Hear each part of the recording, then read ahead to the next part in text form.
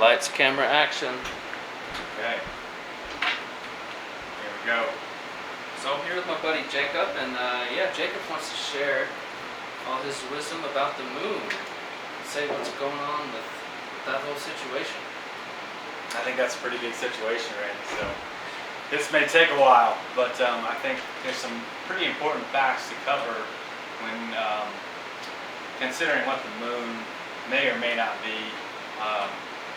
But in the course of the past few years and a good amount of research, found out some really interesting anomalies that have to do with the moon, and you know how we have such a large object that circles our planet.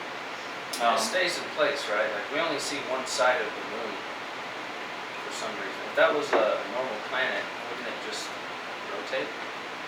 Yeah, all planets rotate, all moons rotate, all galaxies that I know of spin like that. Except for this one.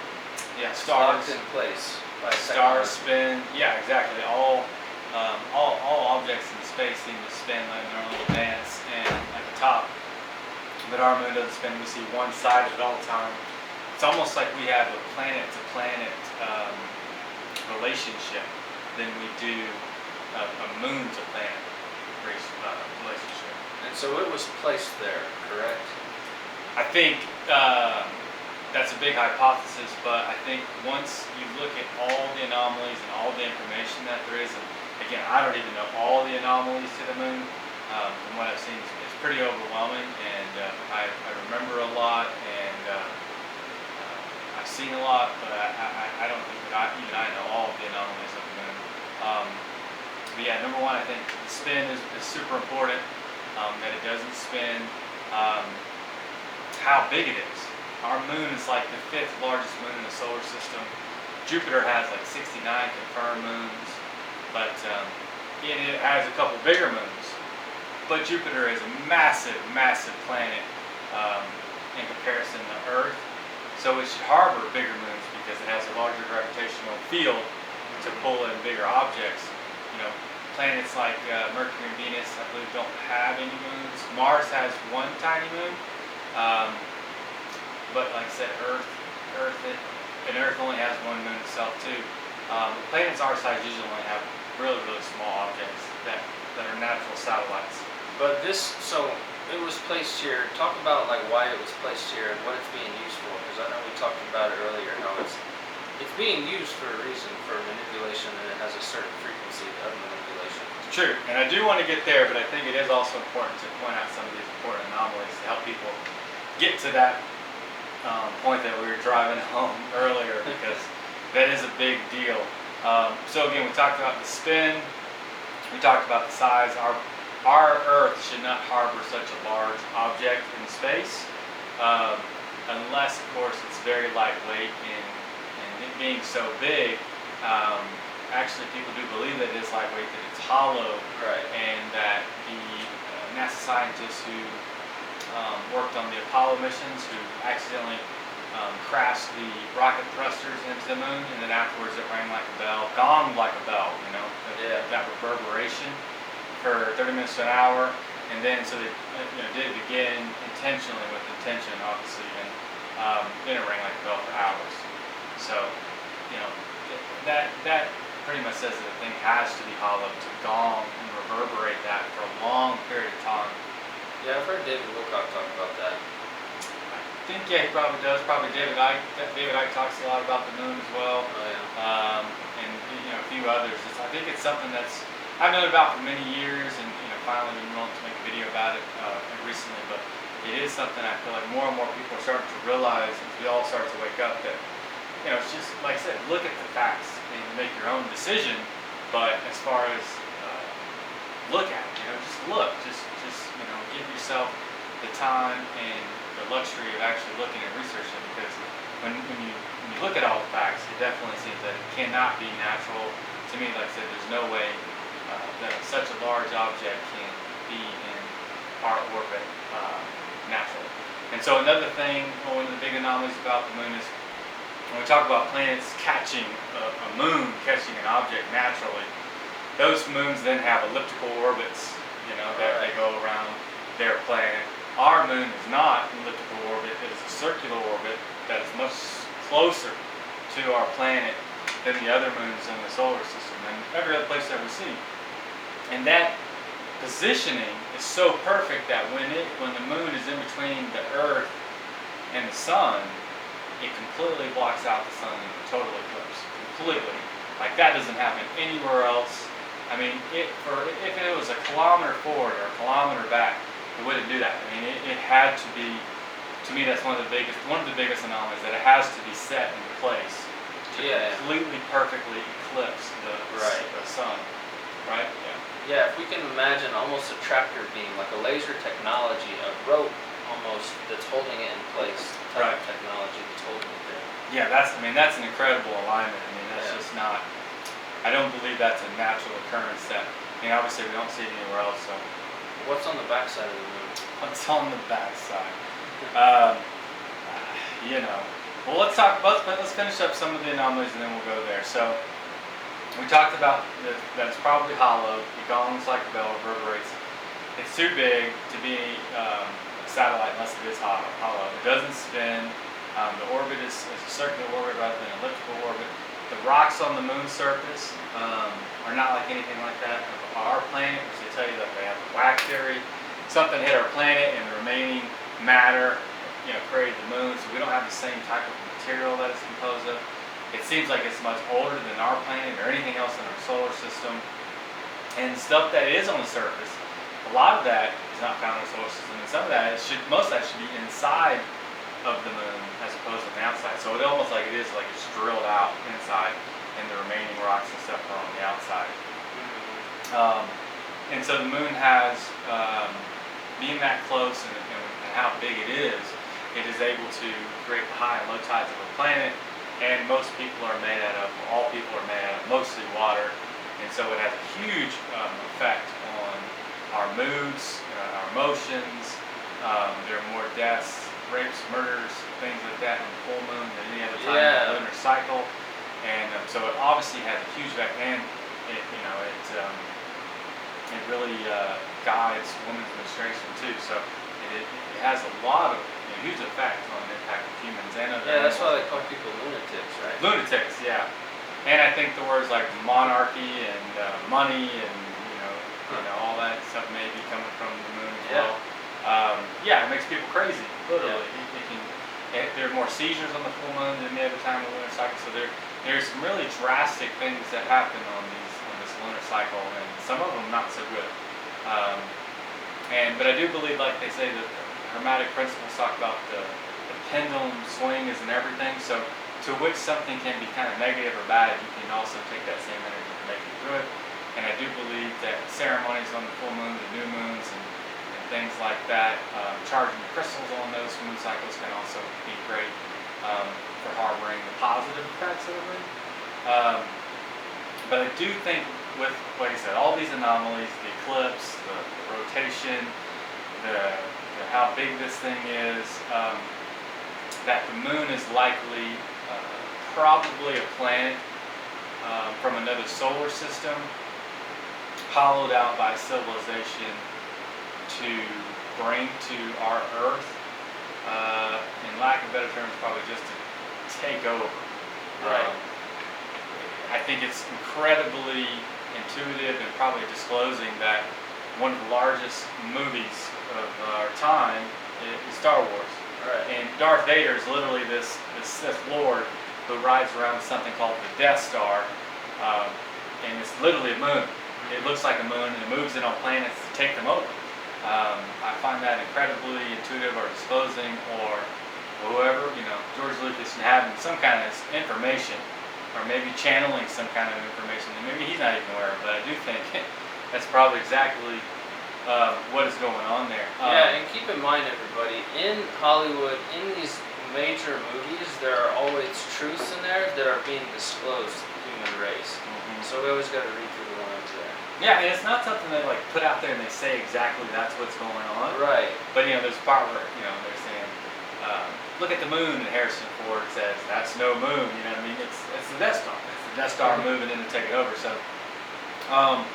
So when you're saying purpose, what could be the purpose? What could be the reasoning for bringing the moon um, to a planet? I mean, obviously, number one, it's a great base. It's a great base for moving in and out of the Earth's atmosphere.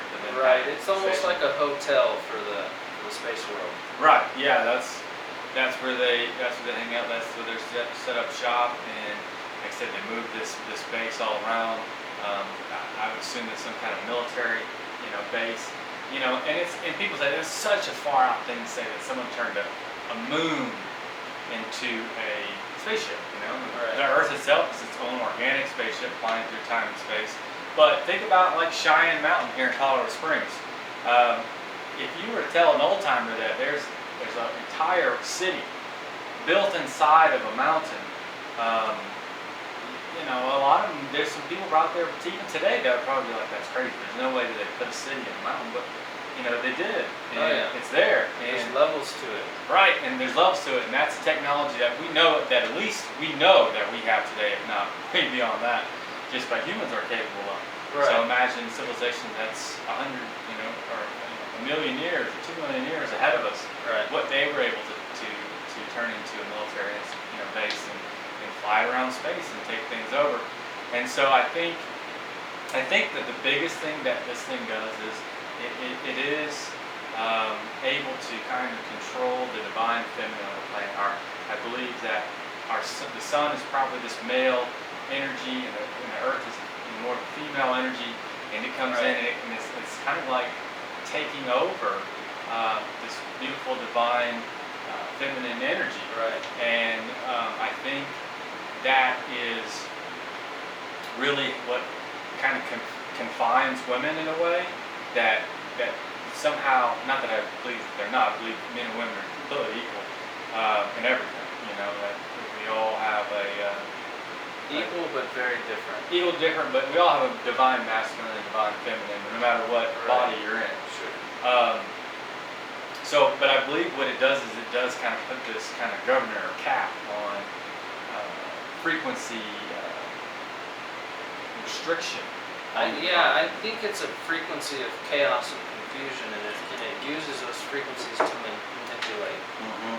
Like I said, if it's able to regulate the waters and stuff of our body, that's our emotional, kind of like our emotional state of our body, and it's able to regulate women's menstruation, then really, like I said, that being a more painful situation probably than it was in the past. The Zulu people said before the moon that women didn't even menstruate. Who are the Zulu people? Like the tribe in Africa. Yeah. Right? I don't know. Please, Africa. Zulu. But definitely Zulu people. I looked that up. And it's just something that's in their, tradition that they pass down, and it's a story. So it's like, but again, it's not something that we know till kind of modern day times, till we kind of get to this place where we know the Zulu traditions in our country now, because we have the internet and people go on there and they talk to people and gather information. We didn't know that, as Western people for a long time, but that's what they believe and that's their story. And there are other civilizations that talk about the time before the moon, and these two brothers that Shitahuri who bring the moon across the universe like an egg, and even in the Aramaic, in the Bible, Aramaic, is that so? Yeah, Aramaic Bible, they talk about times before the moon. I mean, they just shouldn't be there. They shouldn't. I wonder how long ago that was. That it was. I mean, again, like I said, the stories in the Bible are found a certain time, and they translate. How old those stories passed down? Probably a lot older than the stories that we actually found. We don't know how old those stories are, but I do believe that all those stories come from truths, and we're just now starting to understand and get into the mysteries of those truths. And, I mean, from what I've seen, I don't know of anything older than 5,000 years that has the moon in kind of artwork or literature or anything like that. There's nothing really past that 5,000 years that really says that the moon was there. I honestly believe my best hypothesis is that the moon is somewhere between 5 and 13,000. And I think the 13,000, and that's just where I'm going with that, is because I believe that was in the last big flood happened, the last reset of the planet, and I think that was enabled. They were able to jump in most recently, put it in. My gut says it wasn't there. It hasn't been there very long. Yeah. I don't believe that we've had this moon for hundreds of thousands of years, millions of years. I think it's a relatively short time, 5 to 13,000. And that's my hypothesis. It's a working hypothesis. So I don't like to call that one absolute. It not being a natural satellite, I believe is 100% absolute. But yes, I think overall that it's been a very short time. Yeah, it's really interesting, and it shows the level of confusion within people on this planet that, like, so many people worship the moon and there's all these ceremonies, right? But I think there's a lot of, like, people don't realize that it's being used to manipulate the human species. Yeah. Yeah, it is. I mean, and you have a lot of the new spiritual people who are all about the moon and everything. And Exactly. it's great. I mean, I think, like I said, the pendulum swing is in everything. I think you can get positive energy. You can get the good stuff, the blessings and the stuff, because whatever pushes energy into a certain way, like something that's super negative that can happen to you, right? You can use that for something to be positive. Someone hurts you, or I think you can use it to learn from it, but I think if there's a manipulative dark energy, I don't really think you can use that to expand positive energy or to transmit positive energy. Yeah, I mean, I just, like, if something bad happens to you, if you're mistreated or misused, and you realize at some point, hey, I'm being misused by a person, that's also the time you realize your worth. So, I don't know, I think there are ceremonies, there are certain times where you are conscious of them, and you meditate during those times, instead of just being out Well, there. but people aren't conscious of the moon. Most people are, and so I think it does take someone who is really, really advanced and has really done a lot of work on themselves to be able to utilize it for those positive energies. Right, I do believe that does take a lot. But one thing that I'm seeing and I'm believing is people that they're guided by the moon cycles.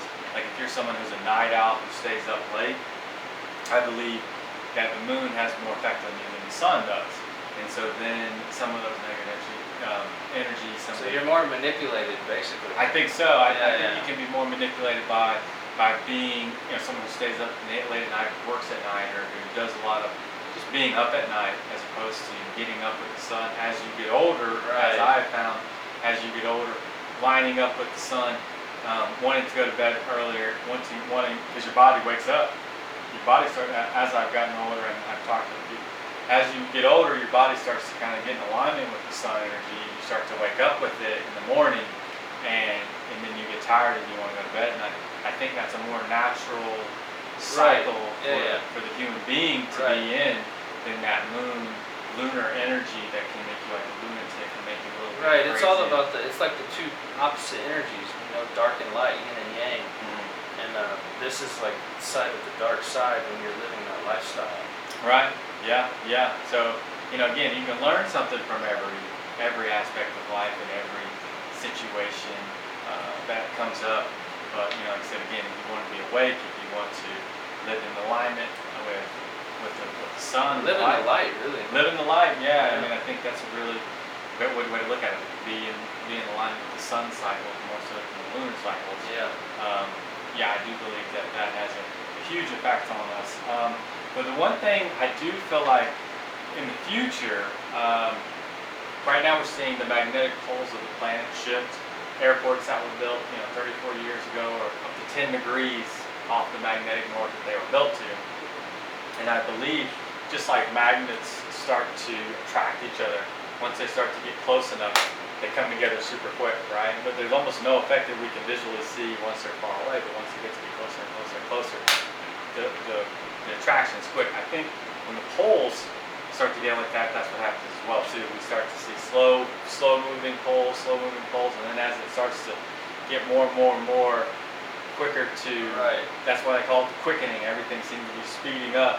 Right. It's not that time is going by any faster, but we're having more epiphanies and revelations. Right, we're moving into a higher frequency part of the galaxy. So I think where you're going with this is basically when we get to a certain place in our consciousness, the moon won't be there anymore, right?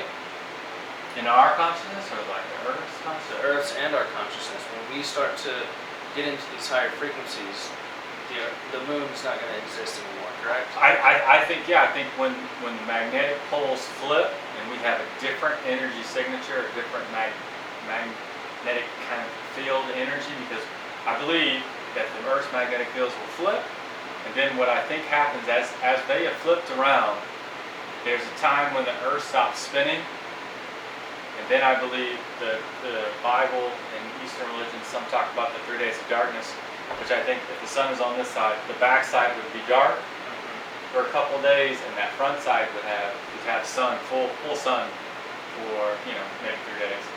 And that's what the Hopi tradition talk about in the Americas, is that there's a long day that comes around and resets Earth after purification zone. And I think what happens after that is the Earth starts to spin the other way. And as we start to spin the other way, the magnetic fields have flipped, we really start to then produce the magnetosphere around the planet. That's a much different energy signature. That's a much different kind of polarity to it. My guess is, my working hypothesis again on that is that the moon will not be able to harbor itself in our atmosphere as it does now.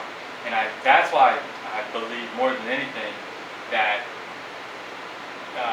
the intervention of aliens, or whatever you want to call it, Right. people who have come here from another galaxy to use us for our energy, when they did that, and then they're coming in here, that is having a huge effect on us, and they're basically able to, like I said, they're using us as their fuel for their energy. Right. And we are, our energy and our fear and our anxiety and this dark energy is basically their nutrition. Right. Yeah, they're kind of feeding off of us. Right. And so when after these fields flip and everything, that magnetic field will no longer be able to, the moon won't be able to harbor. Yeah, that goes exactly along with what I've been saying for years, is that as humanity evolves, so Earth is moving into a higher frequency part of the galaxy, we're moving to a more energetic part, so we're moving more closer to the center of the galaxy. And as we do this, our consciousness expands and we go into higher frequencies. And once we get to a certain frequency in our consciousness and in the galaxy, these dark energies that are manipulating us, the extraterrestrials that don't have our best interest, will not be able to exist in this fourth density environment. And so that makes a lot of sense that the moon won't be able to exist either. Yeah. And back It's to like that. a sweeping of this energy. Exactly. And so what I think that they are trying to do now, these entities from other planets or wherever they come, wherever solar system where they come from, they are using ideas and stuff. You don't have to keep us in slavery and behind chains and bars and things like that. It's a matrix of the mind It's and of the even of the mind. heart, right? So Right. there are ideas and that they put into place. And one of the things, Parasitic thought forms. right? One of the things I think that really does is polarizing ideas. Yeah. Is what really kind of keeps the field from flipping. So like Democrat, Republican, Right. or good versus evil, those me versus you, Yeah. anti-vaxxer versus vaxxer, someone who's a vaccine, someone who would be a vaccine person, whatever it is. And to me, at the end of the day, you don't have to be against anything or anti-war or whatever. All you have to really be is for love, for allowing For other, truth. for truth, for allowing Yeah. other people to have their sovereignty. As opposed, you may think that you have an immune system and you don't want to get a vaccine, that's fine. But if someone else wants to get a vaccine, allow them. I have the sovereignty, allow others to have the sovereignty to do whatever it is they want to have with their life and feel okay about it. Because that, I believe, is the breakdown of the polarization that keeps the planet from flipping. By being on one side or being on the other side, it keeps It's the argumentative energy. it keeps the planet in this kind of Chaos. chaotic state. But if you would Yeah. just let yourself get out of that and remove yourself from the polarization of all that, it really allows a lot of pull for the earth to be able to have that frequency. Because I believe this is the natural cycle. This is something natural for the poles to flip. the planet to do this, and people are coming here to manipulate that so that Right. can't happen. Yeah, it's all about the energy. Like if all of humanity was to laugh at the same time, it would completely shift everything. Yeah, everybody, that's good. Yeah, our collective energy of 7 billion plus people on the planet has a huge effect on the Earth itself. Yeah. So when you get millions and millions, billions of people to think And argue. and argue against each other on these nonchalant ideas that really don't really matter, it really does keep us in this stalemate, this limbo state, where the Earth can't do what it's Yeah, it's naturally supposed to division. do. Yeah. So And what they're pumping through the media, which is a similar energy of the moon, is this chaotic energy of basically lies and manipulation that they pump through the media with the race war, the gender war, and all these wars really that they create. And it's just all an illusion, really. And like as soon as we stop tuning into that, we can like become sovereign and really get out of the chaos, you know. Yeah, get out of the moon matrix. Yeah, I think that there is a distortion in this beautiful Garden of Eden reality, right? We're supposed to live on this beautiful planet, food's readily available, and water's readily available. We should all have free access We to have all an this. abundance of everything. We do, yeah. This whole idea of lack and overpopulation and energy consumption, it's all a lie, really, because we have an abundance of everything. We do, yeah, and it's almost like the filters, you know? The moon is a filter that now we see the planet through because of, and we see it as something black or something Right. polarization where we hate each other, or we don't like each other, or we don't realize that we're all one, and all these things. So I think it is a huge, huge instrument used by an extraterrestrial race, the Anunnaki, and maybe other races as well, who are using human beings, yeah, for their own purposes, energy, probably for us just to mine the gold out of our planet and hand it right over to them. But I think also that's the great, like I said, if you realize in the moment that you're getting used, you also have to realize you have worth. You can only be used if you have worth. I realized that one day just in a work environment that I was in, that I was being used, and I was like, well, I have to have a lot of worth to be used by something, you know, and that empowered me a lot to realize that. So I think for us to find these things out, it's not just, my purpose is not to scare people and say, oh my God, aliens are taking over us. They've been doing this for a long time, and this is just kind of And just to be clear, most extraterrestrials have very positive intent and are very compassionate. I think so, yeah. But I think just like people, they're compassionate people, and there's some people who use other people for their advantage and take advantage of people. So there are alien.